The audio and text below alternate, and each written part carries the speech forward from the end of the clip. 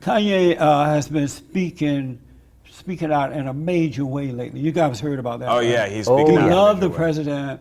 Yeah. He wanted blacks to not spend the next 400 years enslaved. Sure. As they did the last 400 years. Yeah. What do you think about that? I think Kanye needs to be on his medication. Really? Yeah. And why? Well, because he's not taking his medication like he should be. He even said so. Is he saying anything that's not true? Yeah, I think everything he's saying is not true. Like what? Well, that slavery was a choice? Yeah. Well, he cleared that up for you by saying that in order for blacks to stay enslaved for 400 years, they had to be physically enslaved as well as mentally enslaved. Right. And so he doesn't want them to spend another 400 years mentally enslaved. Sure. Okay, so they're being controlled by the Democrats and the liberals. So if every, do you agree with that? So I understand that there's something to be said for you're always going to find what you're looking for, and I believe that, and I believe if Mr. Peterson continues to search for examples of whites being taken advantage of by blacks, you're going to continue to find that. However, you don't have to look very hard. See, but I think you do, because I think there are more examples of, and very legitimate versions of where voter disenfranchisement has occurred throughout the years. Proof of that.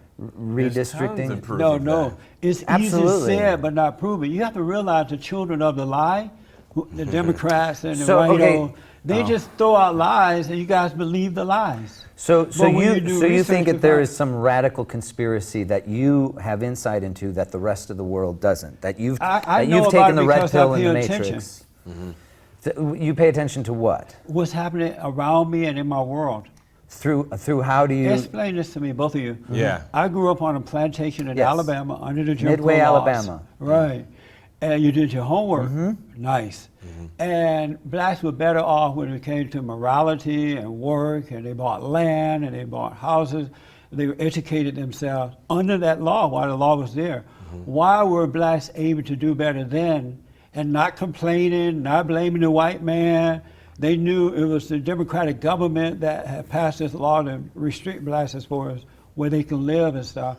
Why weren't blacks complaining then as opposed to now when they can do whatever they want, whatever they want? But they were complaining. Why weren't they? No, they weren't. They were complaining. Because they were lynched. I was there. Because the minute they complained, they were lynched. That's not true.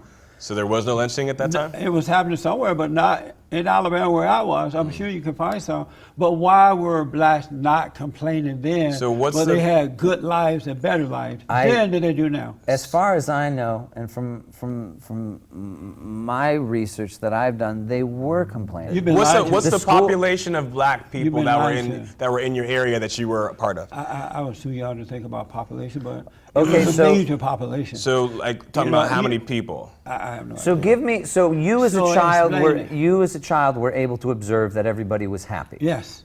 But you also said that you don't know. Blacks were not going to jail for the most part. You know, but wait, there were no gang violence. I just want to understand. That only started when blacks left the South and moved to the North, and they got on welfare. They started depending on Jesse Jackson and others. They stopped, as Kanye West want them to do.